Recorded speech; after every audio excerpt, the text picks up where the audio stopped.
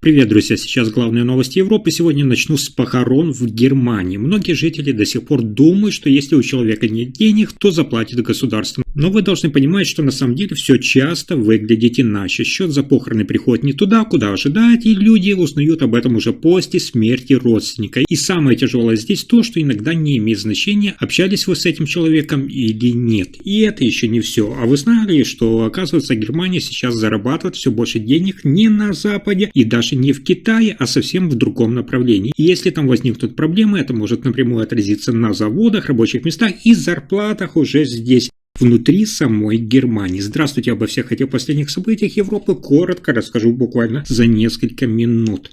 Итак, сегодня в Германии многие семьи сталкиваются с тем, о чем раньше старались не думать заранее. Я имею в виду стоимость похорон и о том, кто именно должен оплачивать эти расходы. Сейчас я бы хотел с вами поделиться, в каких случаях государство действительно берет на себя оплату и почему сегодня в Германии тысячи людей оказываются перед очень крупными счетами. Я уверен, что вы понимаете, в Германии похороны – это полноценная услуга с фиксированными расходами. Сразу для вас сообщу, что средняя стоимость сегодня составляет от 5 до 10 тысяч евро, в зависимости от региона, того же кладбища и, конечно же, выбранного формата. Напомню, что сейчас в Германии по немецкому законодательству ответственность в первую очередь лежит именно на родственниках, то есть это супруги, дети или родители умершего. Даже если ваши отношения были прерваны много лет назад, например, поссорились из-за того, кому идти сегодня в магазин, юридическая обязанность все равно сохраняется.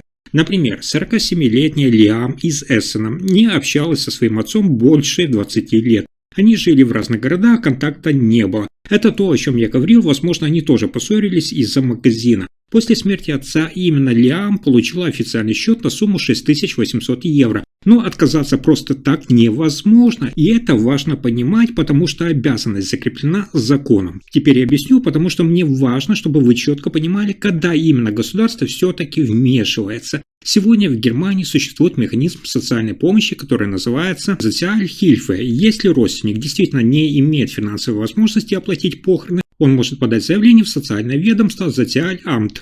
В таком случае ведомство проверяет доходы, накопления и расходы человека. Сразу пример. 62-летняя Мила из Дрездена получает базовое социальное обеспечение и не имеет накоплений. После смерти сестры она получила счет на похороны в размере 5400 евро. Мила обратилась в местное социальное ведомство. После проверки ее финансового положения государство взяло на себя оплату основных расходов. Это включает кремацию, место на кладбище и базовую церемонию. Но дополнительные услуги, например, тот же дорогой гроб или расширенную церемонию государство не оплачивает. Теперь перейдем к еще одному важному моменту. Это сам факт низкого дохода не означает автоматическую оплату со стороны государства.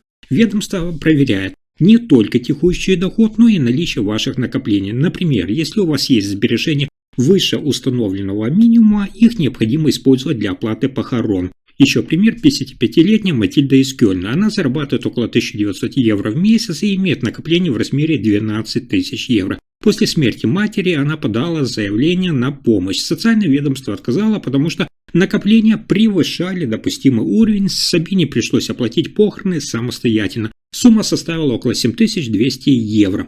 То есть сегодня в Германии государство рассматривает похороны как часть личной ответственности семьи, а помощь, о которой я сказал, предоставляется только в случае доказанной финансовой невозможности. Это не сейчас придумали, такое на самом деле действует уже десятилетиями. Давайте еще на одном примере покажу, как это работает. 39-летний Бруно из Франкфурта на Майне работал на временных контрактах и имел нестабильный доход. После смерти матери счет составил около 5900 евро. Он обратился в Социальамт. После проверки ведомство согласилось покрыть большую часть расходов, потому что его доходы и накопления находились ниже установленного уровня. Если вас интересует, почему это так дорого, просто необходимо посмотреть на увеличение расходов на землю, услуги самих кладбищ, транспорт и тот же персонал. Также напомню, что муниципалитеты устанавливают собственные тарифы, и в крупных городах стоимость выше, чем в небольших населенных пунктах. Например, в Мюнхене и Франкфурте расходы на место на кладбище и обслуживание могут быть значительно выше, чем в тех же небольших городах Восточной Германии. Именно это и напрямую влияет на итоговую сумму. А теперь внимание, напомню включить колокольчик, потому что он позволяет не пропускать новые выпуски видео. Спасибо. Так вот, внимание, вы должны знать, что многие люди сегодня в Германии заранее оформляют называемую похоронную страховку. Это такой страховой полис, который покрывает расходы после смерти. Например, 58-летний Клаус из Ганновера оформил такую страховку несколько лет назад. После его смерти страховая компания выплатила сумму, которая полностью покрыла расходы на похороны. То есть на его детей не легла никакая финансовая нагрузка. Следующая новость, одна из самых важных. Сегодня экономика Германии, вы знаете, находится не в лучшем положении. И я хочу разобрать то, что не всегда видно сразу. Поговорим о Восточной Европе. Сегодня почти каждый пятый экспортный товар Германии отправляется именно в страны Восточной Европы. То есть около 20% всего немецкого экспорта. Кстати, чтобы вы понимали, это даже больше, чем Германия экспортирует, например, в Индию или страны Южной Америки. Напомню, что после расширения Европейского Союза в 2004 году Германия получила прямой доступ к рынкам Польши, Чехии, Венгрии и Румынии, ну и других стран региона. Интересно и то, что в те времена многие рассматривали это прежде всего как источник дешевой рабочей силы и площадку для производства. Но сегодня мы с вами видим, что ситуация уже изменилась. Восточная Европа стала полноценным рынком сбыта для немецкой промышленности. Там покупают автомобили, промышленное оборудование, электронику, строительную технику и производственные линии. Пенсионер в Германии, 69-летний инженер Конрад из Штутгарта, работает на предприятии, которое производит оборудование для заводов. За последние 3 года его компания получила крупные заказы именно из Польши и Чехии. Он говорит, цитата, «Сегодня восточноевропейские компании активно модернизируют производство и покупают немецкие технологии, потому что они уже работают на уровне западноевропейской конкуренции».